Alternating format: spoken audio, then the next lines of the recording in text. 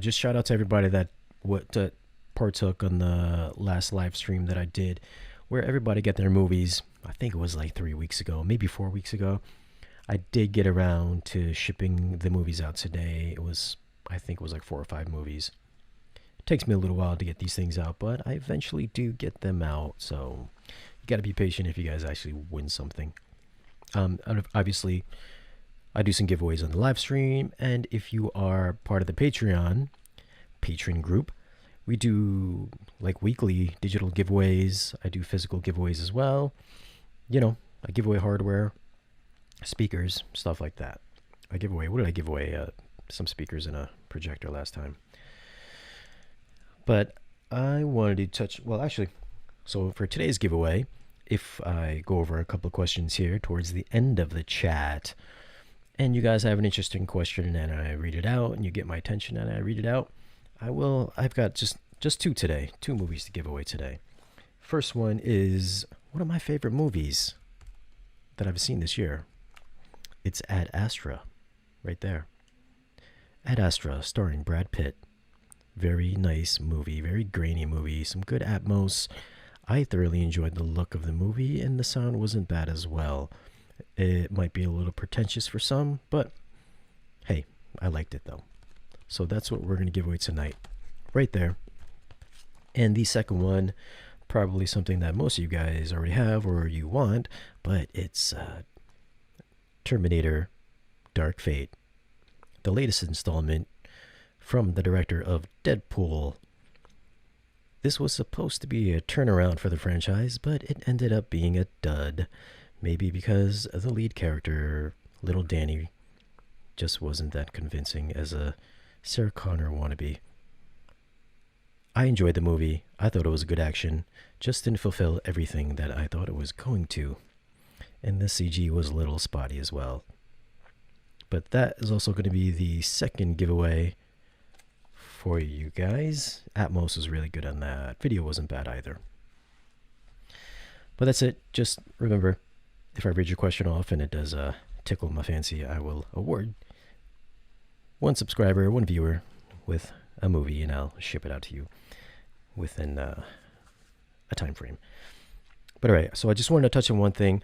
I have updated. This is an update to my whole Arcam.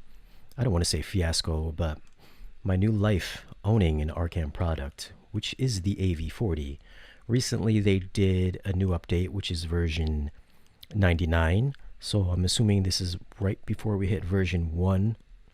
And still no Direct Live, but I would assume with version 1.0 coming out, Direct Live should be out, and hopefully whatever existing bugs are there and present, everything will work out just fine.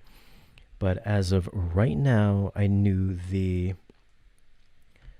where did I find that update for version 99? There's a couple of bugs that they fixed. I'm just going to name them off real quick. Network playback source not paused if switching away from the input. There's audio loss with Chromecast Ultra on some Atmos streams. I never use Chromecast to watch movies. Apple TV, 4K, Netflix, Atmos streams. Audio takes about 30 seconds of exiting to menu and going back. So I guess it takes a little while for the audio to return if you're watching Apple TV, which I can confirm I had issues with that as well. And maybe one of the bigger things is IMAX Enhanced is now applicable. So now IMAX Enhanced is now active. And I did test that out yesterday while I was watching Zombieland 2 Double Tap. And just this is the first movie that I watched with IMAX Enhanced. And I thought it was going to be blown away by it because I heard a lot of positive things about the audio for IMAX Enhanced. But honestly, I didn't hear too much of a difference. The only real thing that I noticed was that volume was noticeably lower than standard DTSX. I don't know if that's with every IMAX Enhanced stream or if it's just this particular unit, but I switched between IMAX Enhanced on and off. On, IMAX Enhanced was a few dB lower, and then if I turned it off, DTS-X was noticeably louder. I didn't sit for the whole entire duration, but I just did a little bit quick A/B testing, and that's the one main differential that I heard between IMAX Enhanced on and off was the volume was lower. It was almost like I was watching a Disney mix. It was almost at-moused. It was that much more lower. If any of you guys are experiencing the same thing, or if that's how it's supposed to sound, being as that was my first time listening to an IMAX Enhanced soundtrack, then leave a comment down below. But that's just one of the main things that I experienced with IMAX Enhanced. Now, other than that, actually, let me just talk about the issues that I was having prior, which in version 9.95, a lot of the issues I had were already addressed. There was a couple things where I was getting some buzzing from speakers and whatnot. Maybe some noise floor was raised a bit.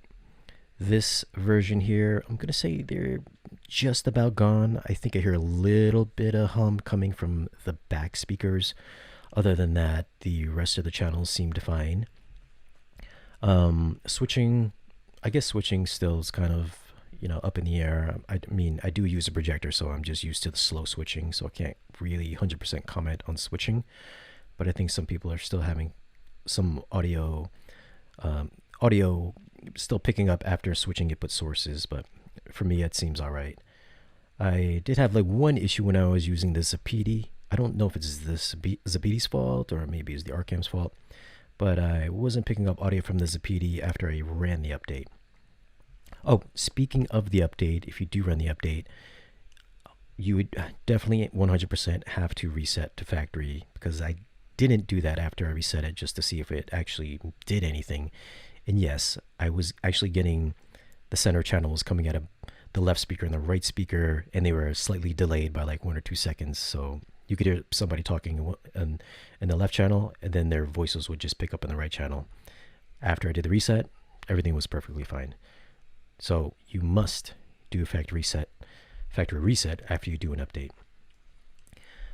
And one more thing, speaking of the update, if for whatever reason you cannot get the update functioning properly, like if you pop your USB stick in and you get an error message that says error no file, you'd have to make sure that you are FAT32 formatted on your USB stick.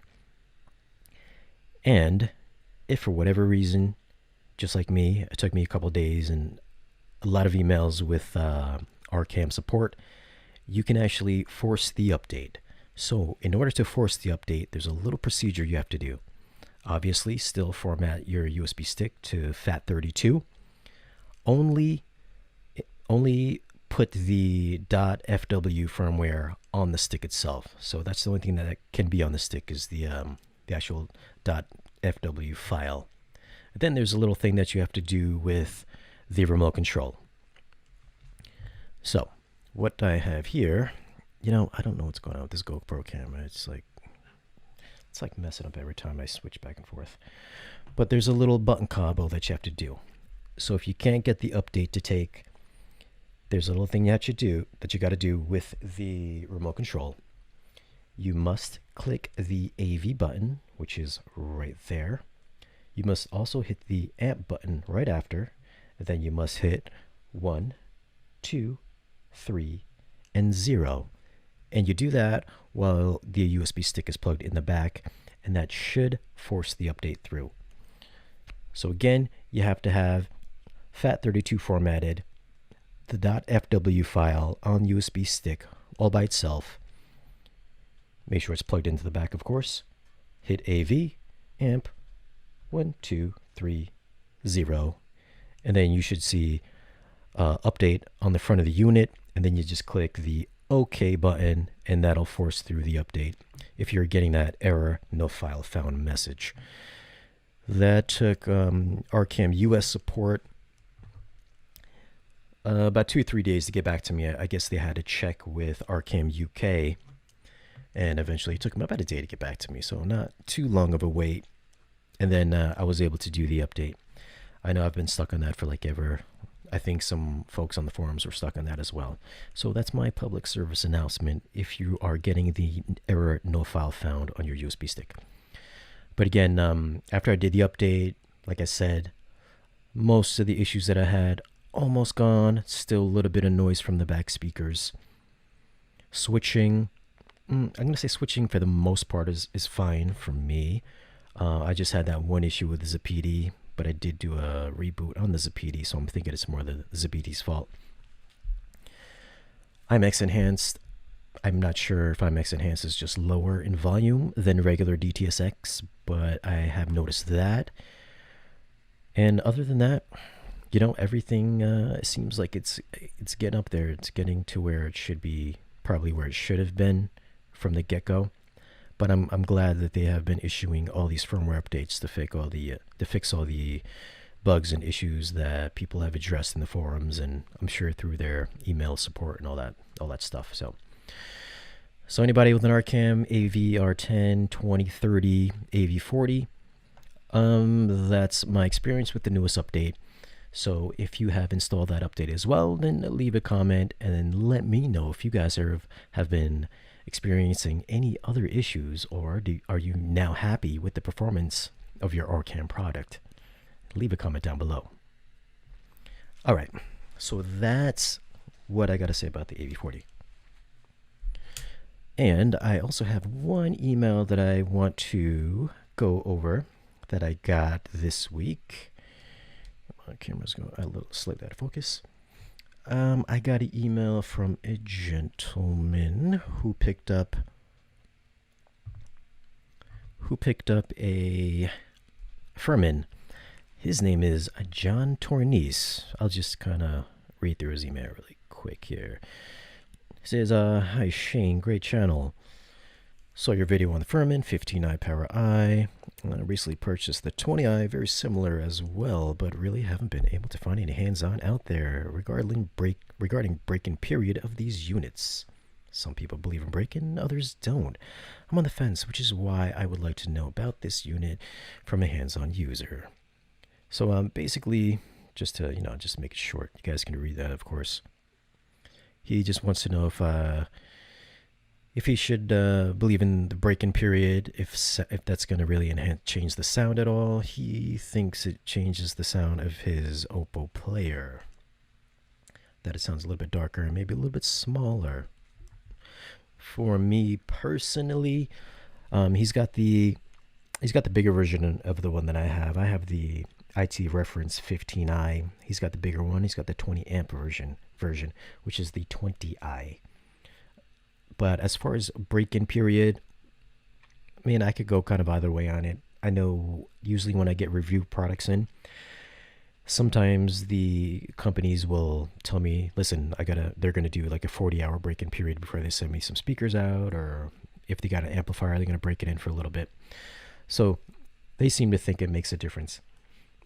For me, though, I haven't really noticed anything drastic, except for maybe like, I think with the Martin Logans, I did notice a little something. I think it seemed a little less, what's the word? I hate to be like compressed sounding, but it seemed a little bit more open, at least for the speakers, for the Martin Logans that I now own, which I burnt in for like a good solid week. Maybe it's a placebo, I don't know, but that's what I feel. But as far as these Furman units, the only thing that I really noticed with the Furmans where I was getting a little, it's kind of like a mechanical noise. I don't know if they're supposed to make noises or not, but I was getting a slight buzz coming from the 15. After about, I want to say a few days, like they're always on. I never turn them off. So there's always, they're always running. So I felt like after maybe like 3 or 4 days, that buzz did subside and I wasn't hearing that anymore. I wasn't hearing buzz through the speakers. I was just from the actual unit itself. I heard kind of an audible buzzing sound. But after about 3 or 4 days, I didn't hear it anymore. As far as it affecting the sound quality, I think I mentioned it in the review. Just right off the bat, the noise floor was quieter, for sure. Other than that, I mean, I don't feel that it affected too much of what my system sounded otherwise, except just for the quieter noise floor, which obviously led to slightly more spacious sound stage. But that's just my experience with these two units. I don't know if anybody else has it in the chat here. Let us know for sure. But I don't know. I can go either way with the break-in period. Certain things I've heard things differently. This not really, except for the audible noise. But that's my answer. I don't know if that's the answer that you want, but that's it there, Joseph Tornies. Thanks for the question. Thanks for your email. Let's talk about the Midway review that I dropped today. I dropped earlier today. No, actually, not today. It was yesterday. Yesterday afternoon. So I watched Midway, and what an awesome movie, huh? Maybe not the best story, but the Atmos is pretty spectacular. I thought the Atmos was really crazy. There is some insane bass. Like I said in the video, I was very, very worried that I had my subwoofers turned up too loud, even though I knew that I had everything level matched. Like, it just felt the subs were working extremely overtime. And I mean, I felt my shirt was moving, my pant legs were moving, just my chair was moving, everything in my theater was moving. So I actually had to turn down the subwoofer levels, like it was that loud. And I was watching it maybe like 8 o'clock at night, and I did get a little worried that I was going to disturb the neighbors. And the neighbors kind of leave me alone, but this was dangerously loud of how much subwoofer sub-bass action I was getting. Definitely a 10 from me. I know I got some questions of like, hey, is this better than Godzilla? I think it was better than Godzilla. Maybe a little better than Godzilla, I'd say. They're pretty close, though. Don't get me wrong. I still enjoy Godzilla. Still one of my favorite soundtracks. But this one, really, really good separation, especially up in the Atmos channels with the planes flying around. Just the bullet fire, just panning left and right, overhead, lower channels. The explosions, crazy insane. Like, I thought Godzilla had some crazy low bass, but this is right there.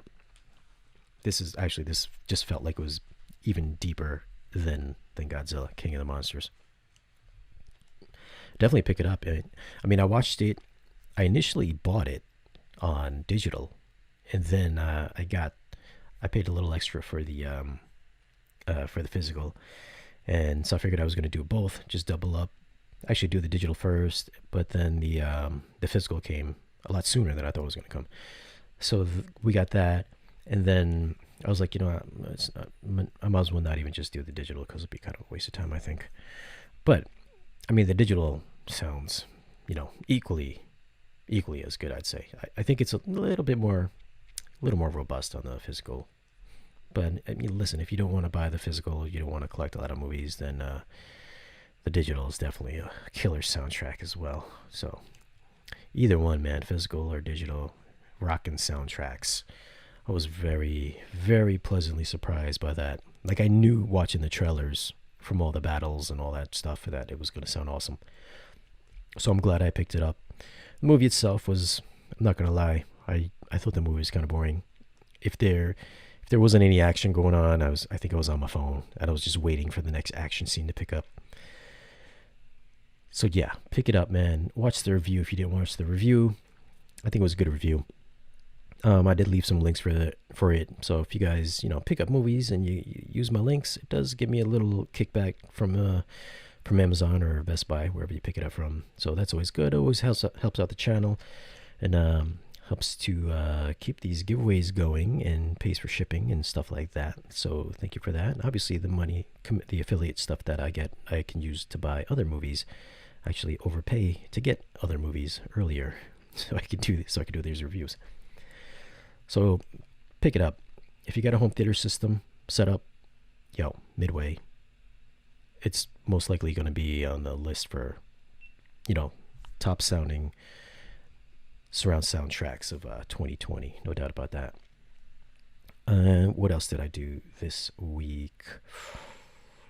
What was the other one? Oh yeah, Ford. I think we spoke about Ford v Ferrari already.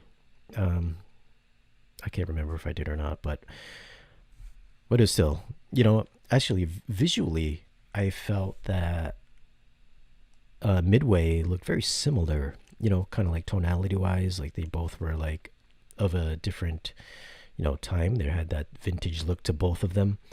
Although I think they got the vintage look in Ford v Ferrari naturally with using different anamorphic lenses to give it that feel and that slight grainy texture to it. Not really grainy, I think, because he shot it on digital, so it'd be more like noisy picture. But I know the anamorphic lenses that you used gave the image slightly softer appearance. So, kind of looked a little bit like Midway, even though Midway was shot 8K and they did add digital grain to the movie. I did read that. I did a little homework on it just to find that out, because it did look a little bit, Snyder-esque to me with the grain, the digital grain added in. So yeah, not the crispiest movie, Midway, but still very pleasing visual movie, Midway. But all right, yeah, so those are the two movies that I did this week. Definitely pick them up. Great movies. Well, great Atmos track for Midway, and just a great overall movie for Ford v Ferrari, which comes out this Tuesday, if I'm not mistaken. Is it the 19th, or does it come out the week after? I don't know, but I know it's pretty soon, though. All right, so I think that's all. I covered for the week, right? Okay, whatever. So, all right, so let's just go over a couple questions here. Yo Mama, look at this, Yo Mama. Any movies you wish would come into 4K? I hope Godzilla 2014, Top Gun, War of the Worlds, and Clash of the Titans get 4K upgrades. Yeah, man. I always bring this up every stream. There's a couple movies I like to see. I think a lot of you guys probably know. My favorites are obviously Heat, which is on digital already. So I did the review on that. And Fight Club, one of my favorite movies of all time. Fight Club. I love that movie. Embrin Tomasi, is Kaleidescape worth it when you can just rip a disc to not have to deal with any physical media, or does it offer a better benefit? Well, Brendan wants to know if the Kaleidescape is worth it over physical media, which I think I touched on, many times before, especially in the review. But, Kaleidescape is not for everybody. It's for like the top, I don't want to be like the top 1% because it's not ridiculously expensive, but it is expensive. It's for the guys that have really high-end home theaters.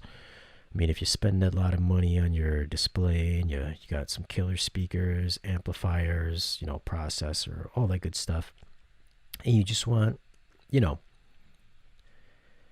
quality that's as good, if not a little bit better, than physical media, and you don't want to mess around with ripping movies, and you want to, you want something simple to use, you got a family that's really not tech savvy, then the Kaleidescape is something that you should consider, because I haven't seen any user interfaces on any of these streaming media players, or like Plex or whatever, like all that stuff that you see on Kodi and everything like that. They got that from the Kaleidescape. Kaleidescape's been out for like a couple of decades now. So a lot of the UI that you see in these Android machines and everything, they're coming from the Kaleidescape. So they're trying to mimic it, even though graphically, like as far as like animations, everything like that, I haven't seen anything that quite moves quite as smoothly and effortlessly as the Kaleidescape UI. So, I mean, not only is it just an easy product to use and purchase movies from, it is expensive, like I said, but I haven't seen anything with the same kind of, user friendliness that the Kaleidescape has. So again, if you want to pick up a Kaleidescape, you gotta have a little extra spare change for that, because it's not cheap and it's definitely not for everyone. All right, what do we got? So Breeze, who's your pick for best movie Oscar tomorrow? Oh, is the Oscars tomorrow? You know what? I would like to see Joker win. I really would like to see Joker win, but I got a feeling. It's gonna be like Jojo Rabbit or like Parasite. That's just my feeling. You know what? Maybe not. Not even that. They might even just go. They might even go Little Women. They always do that, right? You think your favorite movie is gonna win, and then it's always some like small indie movie that wins. So I'm gonna say, you know what? I don't want to say Little Women. I'm gonna have to go. Jojo Rabbit. Probably Jojo Rabbit, despite me wanting Joker to win. But we'll see, though. I don't even know. I don't even think they have a host this year, do they? Voodoo. Kaleidescape will break me. Yeah, man. Kaleidescape.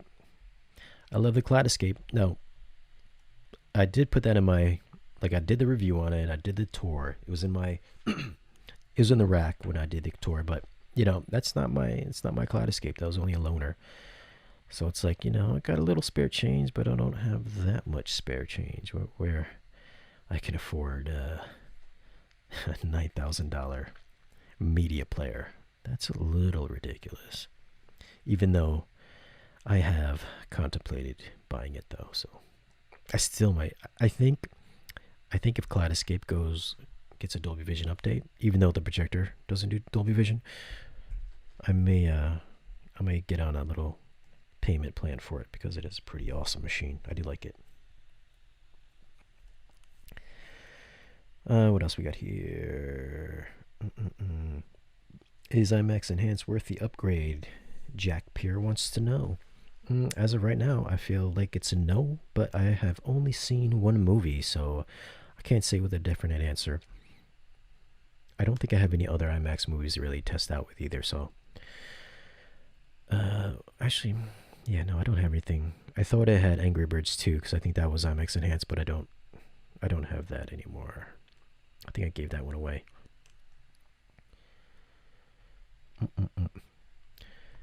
Wannabe Comedy. Laserdisc is making a comeback and becoming popular again? No, the Laserdisc is not coming back. I don't expect it to either. What else we got here? Raul. Raul says howdy. What's up, Raul? Julian Gonzalez, do you think sometime in the future OLEDs will come down in prices to where most 4K TVs here are right now? Well, Julian, yeah, I think OLEDs are going to come down in price. I mean, when I first got my OLED, I feel like I spoke about this in the 8K stream a couple days ago, but yeah, I mean, when I first got my OLED, geez, when the OLEDs first came out, I think like a 55-inch was something like 10 or 15 grand, right? It was like very expensive, but now you can get them for like, 55-inch for about 18 grand, maybe a little less. So they definitely are coming down in prices for sure. So I do think that they're slowly coming down. As with any kind of technology, they're just they'll get cheaper. Maybe not like, I don't think you're gonna see a $200 OLED anytime soon. Like a 6 Series LG or like a 6 Series Samsung, but they're definitely coming down though. Michael Ronda, funny, everyone blamed Emotiva for no Dirac live, but it's clearly on Dirac's end. Yeah, with the Emotiva, I have been hearing that I think there is a little bit of drama in the Emotiva world. I think when the RMC and the XMC2 first came out, they were touting something like bit rates up to like 192K per channel. But then I guess they dropped it to something like 96. And then later on, I think it's now they're quoting it at like 48K a channel. So, I think that's kind of a big thing over there in the Emotiva forums. Which obviously, if you promise 192K and then they're dropping the like the sampling rates down to like 48, people are going to be kind of pissed off about that. But the word is the Dirac is coming very, very soon, from what I've been told. So we'll see. I know that's a little drama going on over there in Emotiva land. But thanks for the question, man. Yo, who asked that question?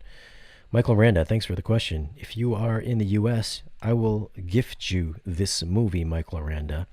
If you're not in the U.S., then, sorry. But, yeah, here it is. Michael Randa, I'm going to give you Ad Astra on 4K Blu-ray. Right there. Who asked me that question again? Michael Randa? Yes, Michael Randa. There you go. You won Ad Astra. Just send me an email. Email is down below in the description. Tell me if you're in the U.S. If not, if you're not in the U.S., maybe I'll just give you a digital code. But if you are in the U.S., let me know your address, and then I'll get this out to you sometime very soon. Thank you for the question. That is one movie down and one more to go. Let me see if anything tickles my fancy here. Shane, when is your full review on the XM2 coming, and is Dirac up and running yet? JRS Tech.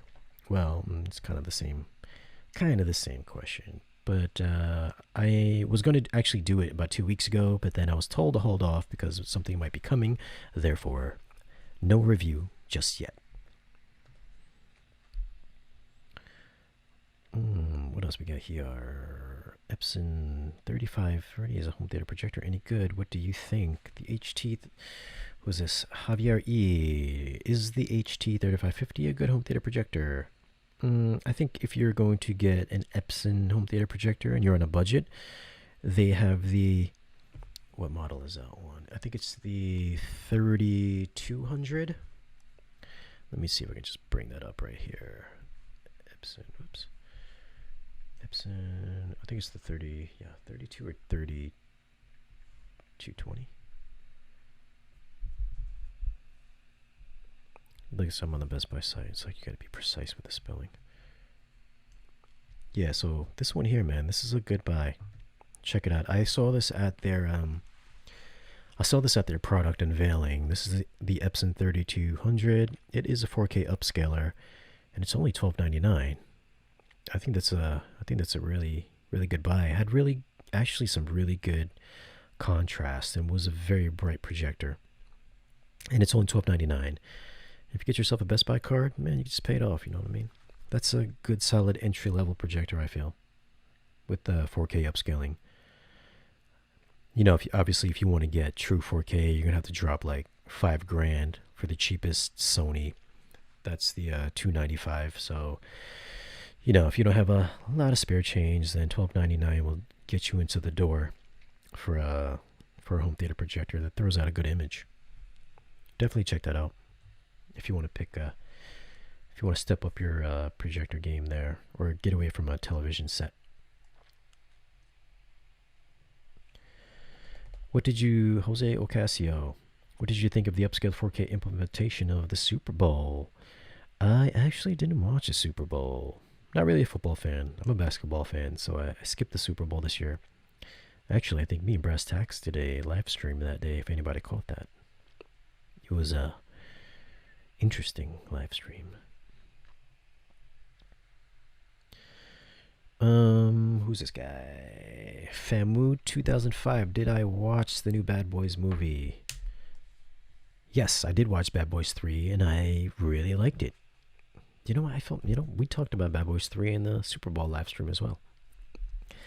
But yeah, I did watch it. I would say it's my favorite Bad Boy movie. Besides number 1. Wasn't the biggest fan of number 2, but I would say number 1 is my favorite, and then number 2. In order. Number 2 being my last, of course. All right, here we go. Let's find another question here. Is the Samsung Q90R the best soundbar at the moment? Man, I feel like I answered this question too in the last live stream. No, the Sennheiser is the best. The Sennheiser is my favorite soundbar. You guys know I do have videos covering a lot of these questions here.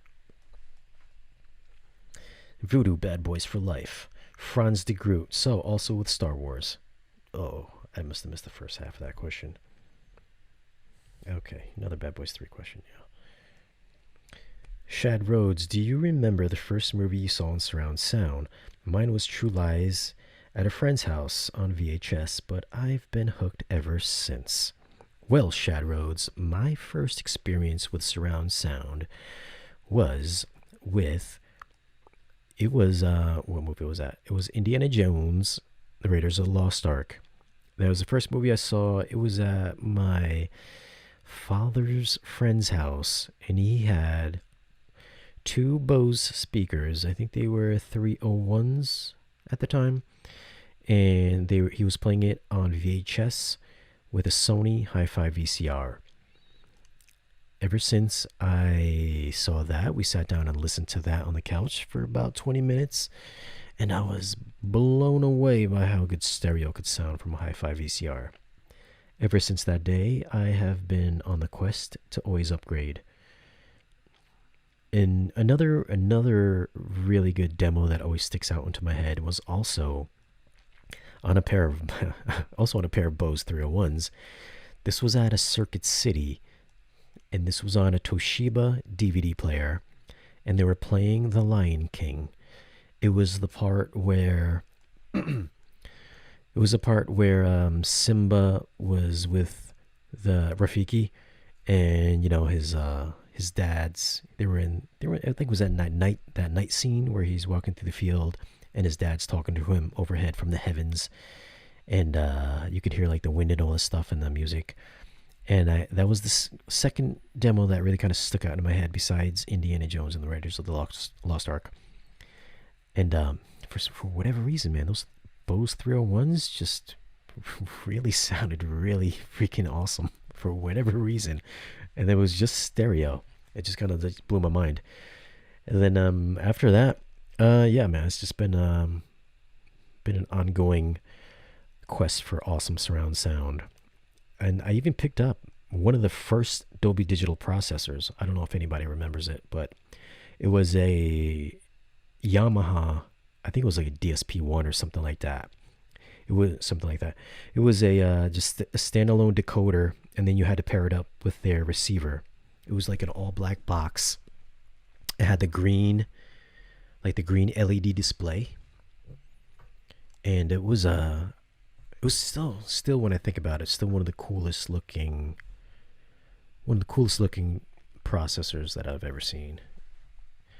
And I noticed a lot of the high-end, manufacturers still have like that stark, design where it's just like, just a box and maybe a little display. Was it the DSP? Let me just look it up real quick. DSP-1. DSP processor? Man, I forgot. I can't think of the model number anymore. I know one of you guys probably had it back then too. Like, it was very old decoder. Digital decoder. I'm on my broken iPad right here. Let me see if I can get an image for you guys. But yeah, man, this was I remember. Here it is. It was the. Bam! Look at that. There it is. That's it right there. That was my first Dolby Digital decoder. It's the DDP-1 AC3 decoder, vintage, clean, $120, brand new, eBay. Look at that. I remember that. Man, that was so awesome. I had the green display right there. But yeah, man, that got me into surround sound. That and a bunch of little cheap Pioneer receivers and cheap Sony receivers, inexpensive Sony towers, and little mini Iowa systems. So that was my first one of my first forays into surround sound. But thanks for your question, Shad Rhodes. That's a good question. You know what, Shad Rhodes? I'm going to give you a where's that text here? Shad Rhodes, you won Terminator Dark Fate on 4K Blu-ray. There it is. Shad Rhodes. That's a cool name too. I like the name Shad Rhodes. Is that your real name, Shad Rhodes? But this is yours. You got that. If you want, you can find the contact information down below in the video's description. Send me an email with your contact info, shipping address, and make sure you are in the US. Otherwise, I'll have to give you a digital. So thank you for that.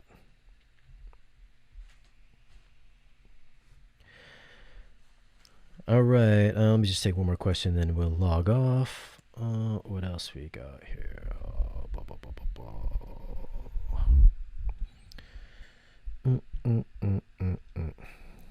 You're welcome, Shad, for the movie. You might not get it within a week, but you'll eventually get it. What else we got here? Eddie S. All I have is a 75-inch 900F with some studio monitors. What do I buy first if I want to start building up a sweet sound system? Well, hey, I've got the same TV. I got a 75-inch 900F in my living room. Dope TV. I love that TV. Good buy too. I got it for a sweet little discount. What would you do if you want to start building your sound system? Well, obviously the first thing you're going to need is like at least like a receiver. Well, here's the thing. It really depends on your budget too, like what you want to pick up. But definitely you're going to have to at least start something with some power, like a receiver and some speakers. That's the first thing you're going to need.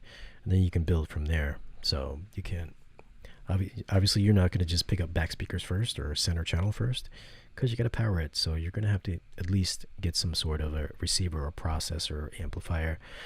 And then you can kind of work your way from there. And of course, budget is a big deal too. But alright guys, thanks for checking out this live stream, staying up late with me tonight. If you guys have any future questions, you guys can always drop some emails, and I'll try to cover them in the next live chat. And anybody that did win a movie here tonight, please just email me to my email address. Give me your contact information, your real name, not your username. And just be sure you kind of live in the US. And if not, then let me know. Then maybe I'll just send you out like a digital. But as always, thanks for watching. And everyone, have a good night.